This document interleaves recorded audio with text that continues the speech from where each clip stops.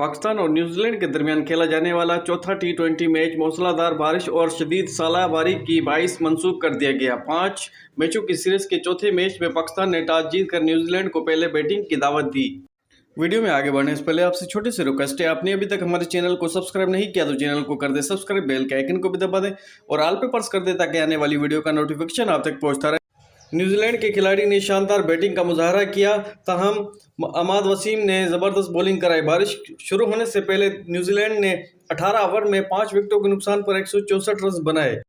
Chart boards चौवन और mark चेप ने 71 रन के साथ नुमाइंदा रहे, जबकि पाकिस्तान की जानिब से अहमद वसीम ने 3 खिलाड़ियों को आउट किया। हारिस रऊफ और शाहीन शाह अफरीदी ने एक खिलाड़ी को आउट किया और ये मैच ड्रा हो गया। दोस्तों, पाकिस्तान अगला मैच जीत जाता है तो सीरीज भी जीत जाएगा। अगर न्यूजीलैंड अगला मैच 5वां टी20 जीत जाता है तो 2-2 से बराबर हो जाएगी। वीडियो आज की यही है। वीडियो अच्छी लगे लाइक करें, शेयर करें, चैनल को जरूर सब्सक्राइब कर दें।